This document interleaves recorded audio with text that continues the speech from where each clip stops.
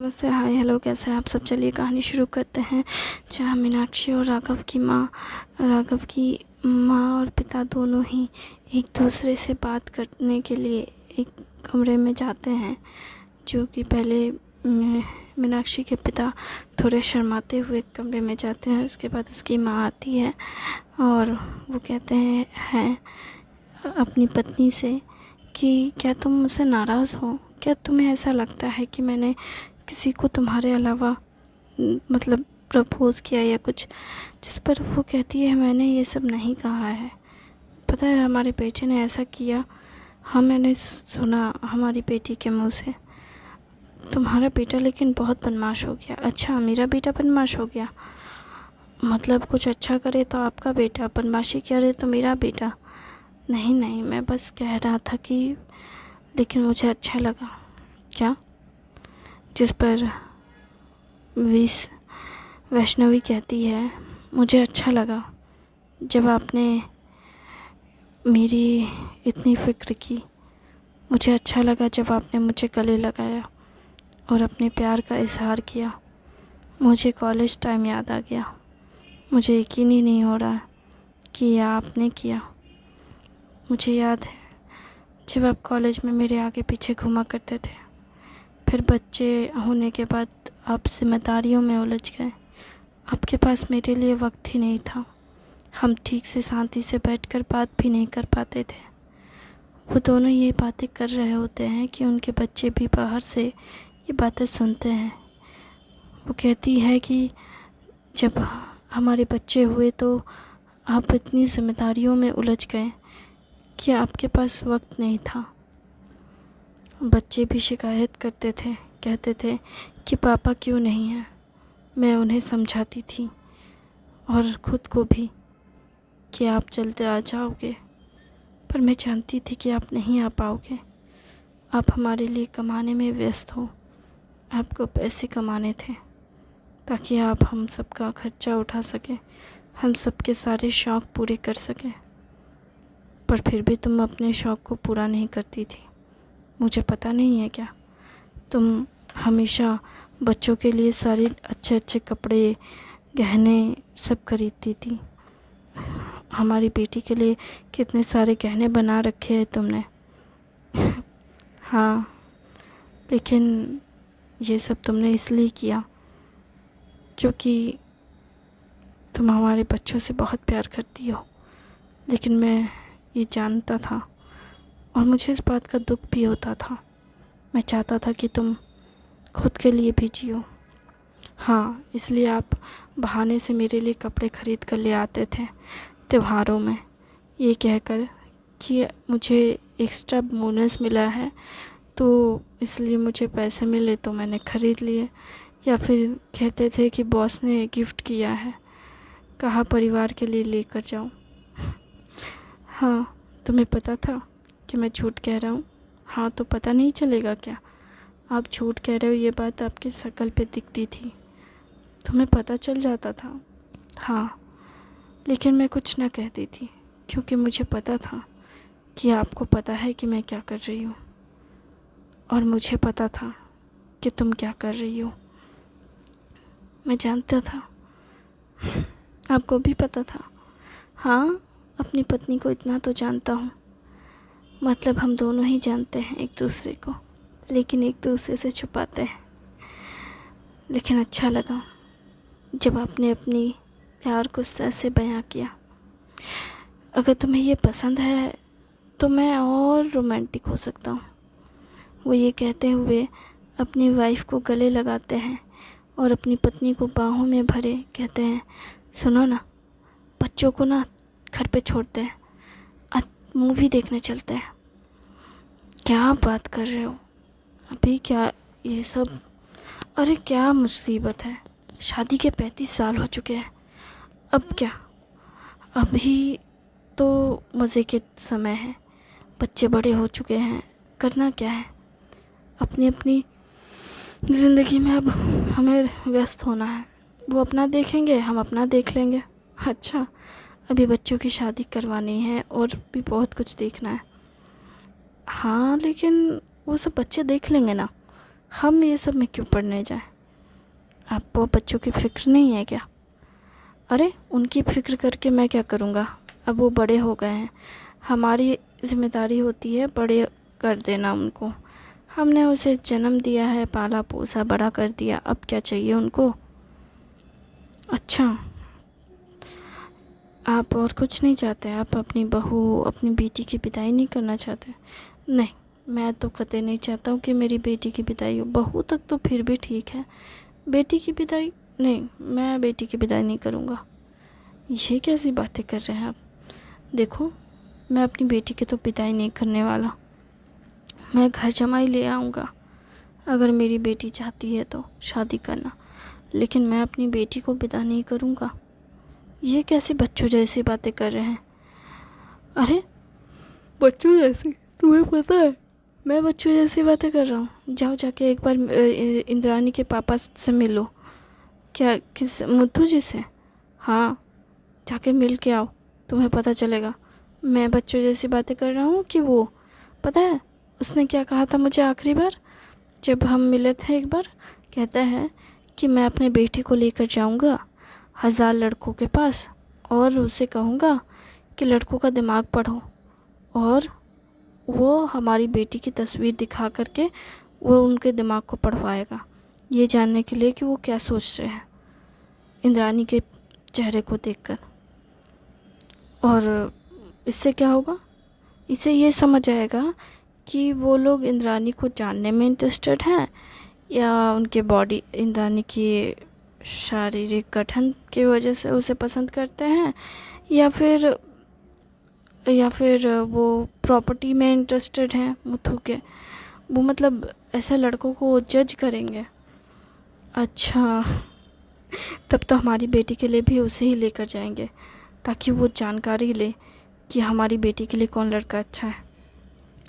फिर हम अपनी बेटी की शादी करवाएंगे। अरे वो तो फिर भी ठीक है, लेकिन पता है सबसे बुरी अजीब बात क्या लगी?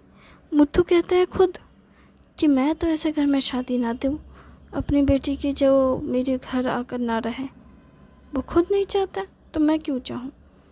मैं भी अपनी बेटी के लिए ऐसा ही लड़का ढूंढूंगा जो मेरी बेटी का सारे घर नखरे उठाए और मेरी बेटी के साथ यहाँ रहे। अरे अब कैसी बातें कर रहे हैं? मुथु जी का तो फिर भी ठीक है, क्योंकि हमारा बेटा बगल में रहता है, उनके लिए क्या दिक्कत है? विदाई हुई, बगल में तो है बेटी, क्या दिक्कत की बात है? लेकिन हमारी बेटी को तो दूसरे गांव जाना ही पड़ेगा ना। अरे तुम ये सब छोड़ो, बच्चों की बातें, हमारी बात करते हैं। क्या हमारी बात करनी है आपको? सुनो ना, मैं सोच रहा हूँ कि बच्चों को ना नानी के घर भेज देता हूँ और हम दोनों घर पे रहते हैं। अगर तुमको बाहर नहीं जाना है तो हम घर पे रहते हैं। घर पे ना कुछ दिन तक आराम से रहेंगे साथ में। अभी भी हम साथ में ही हैं। अरे वैसे साथ में नहीं, अभी तो साथ में रहते हैं। अभी बच्चे कुछ टाइम में टपक जाएंगे, उनका क्या है, वो जब देखो तब आ जाते हैं। पर अभी वो नहीं रहेंगे घर पे तो ज़्यादा अच्छा रहेगा ना। मैं समझ रही हूँ आपकी सारी शरारतें, आप ऐसी हरकतें करना बंद करिए, बड़े हो गए हैं बच्चे। अरे फिर से तुम बच्चों को बीच में लेकर आ रही हो। बच्चों को छोड़ो, हमारी बात करते हैं। हाँ हाँ, हम समझ गए। राघव और मीनाक्षी दोनों आते हैं और कहते हैं ठीक है। वो दोनों एकदम से एक दूसरे से अलग होते हैं। वैष्णवी खुद को अलग करती है और उसके पिता कहते हैं तुम दोनों यहाँ क्या कर रहे हो? अरे आपको दरवाज़ा लगा कर रखना चाहिए था ना। ए चुप करो, तुम्हारी माँ को शर्म आ रही है, तुम लोगों को दिखता नहीं? अरे माँ, मीनाक्षी अपनी माँ के पास जाकर बोलती है शर्माना बंद कीजिए। वैसे आप लोग चाहते हैं कि हम लोग नानी के घर चले जाएं तो हम चले जाएंगे, 2 दिन बाद चले जाएंगे। अरे 2 दिन बाद क्यों, आज चले जाओ। अच्छा पापा, आपको इतनी हमें जब भेजने की जल्दी है क्या? पर हम तो नहीं जाएंगे, हम तो यहीं रहेंगे। अरे तुम जाओ ना, क्यों रुकना है तुमको यहाँ पे? अरे हम तो रुकेंगे, हमारी माँ चाहती है कि हम यहाँ रहें। तुम बकवास करना बंद करो। हाँ, मैं नहीं चाहता कि तू बकवास कर, और तेरी वजह से अभी मुझे क्या, मेरी वजह से क्या, हाँ, मेरी वजह से आप अपनी फीलिंग्स बयां कर पाए। आपको मेरा थैंकफुल होना चाहिए। तो बकवास करना बंद कर। हाँ, ये कहते हुए वो अपने बेटे को गर्दन से पकड़ के कमरे से बाहर लेकर चले जाते हैं, जिस पर वो फिर थोड़ा उसकी टांग खिंचाई करते हैं। तो फिर उसके पिता कहते हैं, देख तू अभी चला जाएगा तो अच्छा रहेगा ना, 2 दिन बाद फिर मैं काम पे चला जाऊंगा, इसलिए तेरी माँ के साथ थोड़ा वक्त गुजारना चाहता हूँ। तेरी माँ बहुत खुश है, उसके साथ अच्छा वक्त गुजारना चाहता हूँ, और कुछ नहीं। मतलब अब 2 दिन बाद फिर चले जाओगे? हाँ, तो और नहीं तो क्या। अब तू तो समाज सेवा कर रहा है, तेरी बहन की पढ़ाई है अभी भी उसके मेडिकल के लास्ट ईयर में है ना वो। पर पापा, आप ऐसे कैसे जा सकते हो? देख, मुझे जाना होगा, मेरे पास पैसे कमाने के लिए तो बाहर ही जाना पड़ेगा ना। लेकिन आप यहाँ पे भी तो कंपनी खोल सकते हो ना। ये क्या बात कर रहा है पापा? गांव में ऑलरेडी बहुत सारी कंपनीज खोल रही है, आप भी उनमें से कुछ कंपनीज खोल लीजिए ना। क्या मतलब? मुथु जी पैसा दे देंगे और हम। तो क्या बोल रहा है? मैं ये कह रहा हूँ कि मुथु अंकल पैसा दे देंगे, हम उनसे पैसा लेकर के आप बिज़नेस इस्टेब्लिश कर लीजिए ना। पर हम किस चीज़ का बिज़नेस खोलेंगे? बिज़नेस हम प्लास्टिक का खोल सकते हैं। प्लास्टिक? हाँ, प्लास्टिक को क्रिएट करने का लेकर के, मतलब उसे ठीक करने का लेकर। क्या मतलब? तो कहना क्या चाहता है? साफ साफ बोल। मतलब मैं ये कह रहा हूँ कि जो प्लास्टिक आ जाता है इधर उधर से, हम लोग ख़रीद के ले लेते हैं पॉलीथीन में, तो वो सारे जो प्लास्टिक्स होते हैं उसको हम लोग फिर से रीडिज़ाइन कर सकते हैं। उससे प्लास्टिक के बैग बनाए जा सकते हैं। उस प्लास्टिक को बॉटल्स और सबको स्क्रैच करके, वो क्या बोलते हैं उसको, कूट बना सकते हैं। कूट जो घर में फर्नीचर में इस्तेमाल हो सकता है, थोड़ा उसमें सीमेंट वगैरह मिक्स करके। और भी कुछ हार्डवर्क कवर जैसी चीज़ें डिज़ाइन कर सकते हैं। मैंने इसके बारे में इंटरनेट में देखा था। आप उस सब का बिज़नेस खोल सकते हैं। इसके अलावा और भी बहुत सारे बिज़नेसेस हैं जो खोले जा सकते हैं, जो इजी होंगे। जैसे हमारे यहाँ नारियल की खेती बहुत ज़्यादा होती है। हम कोकोनट का, मतलब जो ऊपर पूरा कोकोनट का रस्सी बनाना, झाड़ू बनाना नारियल का, और भी बहुत कुछ जो भी चीज़ें इस्तेमाल होती है, बनती है, वो सब करना। हमारे यहाँ इतने सारे पेड़ मुथु अंकल ने लगवाए हैं। उन सारे पेड़ों की वजह से हमारे गांव में बहुत सारी चीज़ें अच्छे से हो रही है। फिर हमारे यहाँ जो पेड़ के पत्ते वगैरह है, उन सबको रिसाइकल करना। क्या मतलब पेड़ के पत्तों को रिसाइकल करना? मतलब एक्चुअली कचड़े से बिजली बनाई जा सकती है, तो हम लोग कचड़े से बिजली भी बना सकते हैं। इलेक्ट्रिकल, मतलब इथी बनवाने का काम करवा सकते हैं। अच्छा, तो तू ये सब करने की बात कर रहा है, लेकिन इतना आसान नहीं है। हाँ, मुझे पता है पापा, बहुत मुश्किल काम है, लेकिन कुछ चीज़ें हम ट्राई किए बिना कैसे हार मान सकते हैं।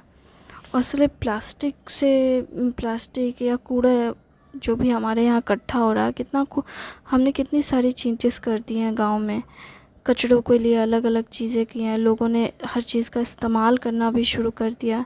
गांव में एक भी कचरा नहीं है, गांव में किसी तरह के पॉल्यूशन नहीं है, अच्छे अच्छे पेड़ लगे हैं, मिट्टी उपजाऊ है, खेती अच्छी हो रही है, सब कुछ अच्छा हो रहा है।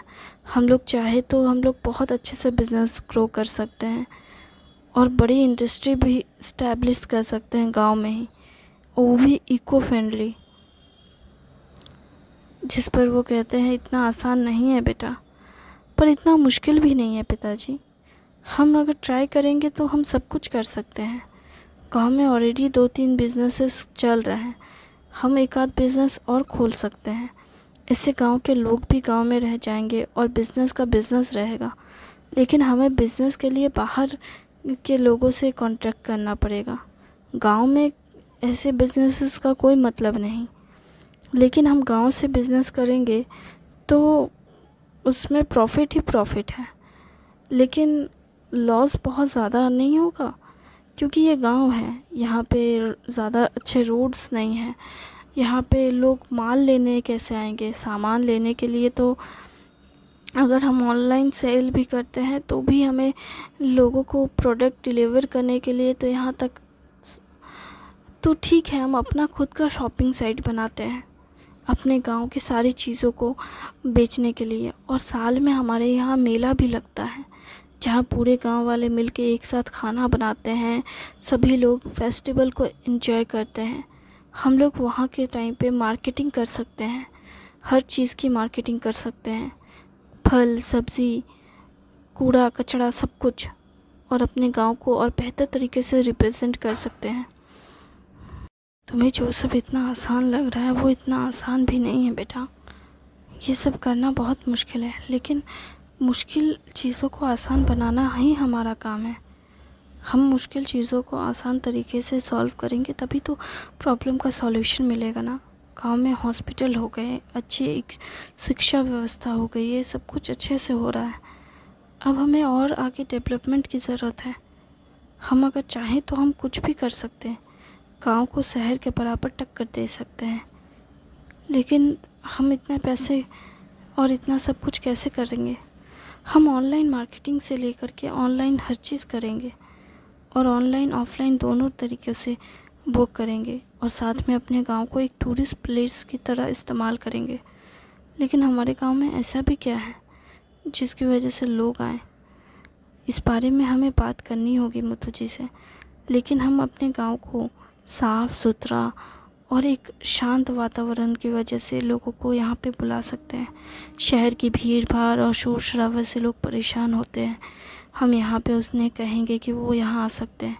सुकून की तलाश में गांव में रहने के लिए आएंगे, क्योंकि यहाँ सुकून है, अपनापन है। हम उन्हें अच्छे से ट्रीट करेंगे, उन्हें अच्छे से उनका ध्यान रखेंगे, उन्हें अपनापन, भरोसा, आराम देंगे। इस दुनिया में बहुत सारे ऐसे लोग हैं जो अकेले हैं, दुखी है, परेशान हैं, अपनी ज़िंदगी से थक गए हैं। हम उन्हें कम पैसों में बहुत कुछ दे सकते हैं, और कुछ लोगों को हम फ्री में भी वर्क दे सकते हैं। वो सुकून की तलाश में यहाँ आएंगे और हम उन्हें खुशी, प्यार, सुकून, अपनापन सब कुछ देंगे। हम उनके साथ एक खूबसूरत यादें बनाकर उन्हें गिफ्ट करेंगे, ताकि वो लौट कर यहाँ आए और इस बारे में लोगों को बताएं। हम ऐसी चीज़ें कर सकते हैं जिससे गांव का डेवलपमेंट हो। और मैंने इस बारे में मुथु जी से बात की है। क्या तुमने मुथु से बात की है? हाँ, मैंने मुथु अंकल से इस बारे में बात की है। इनफैक्ट हम सब ने इस बात पे एग्री किया है। इसलिए हमने सोचा है कि गांव के बाहर आसपास, जंगलों के आसपास कुछ जगह पे कॉटेज बनाते हैं, छोटे छोटे, जो दिखने में बहुत खूबसूरत हो और शानदार भी लगे। और वहीं पे लोगों को हम ठहराएंगे और उनकी मदद करेंगे। और कुछ जगह पे तो जैसे हमारे गांव के बीच से हमारा और मुथु अंकल का घर जैसे पास पास है, उसी तरह कुछ दूरी पे छोटे छोटे घर भी बना सकते हैं, जिसके एक्सपीरियंस को लेने के लिए लोग आ सकते हैं कि गांव के घरों में रहने में क्या मज़ा है।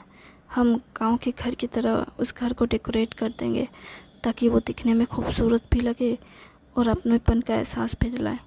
ये थोड़ा मुश्किल है, लेकिन हम ऐसा कर सकते हैं। इससे लोग भी हमारे गांव में आके रहना पसंद करेंगे, उन्हें अच्छी फीलिंग आएगी। अच्छा ठीक है, लेकिन फिर भी आप बस बिज़नेस के बारे में सोचो, बाकी चीज़ें मैं खुद संभाल लूँगा। जिस पर वो कहते हैं ठीक है, पर फ़िलहाल तू मामा घर जा। अच्छा ठीक है, चला जाऊँगा। क्यों परेशान कर रहे हो आप? चला जाऊँगा यहाँ से, आपको और आपकी पत्नी को यहाँ पे अकेला छोड़कर। थैंक यू वेरी मच इस कहानी को सुनने के लिए, मुझे अच्छी लगी हो तो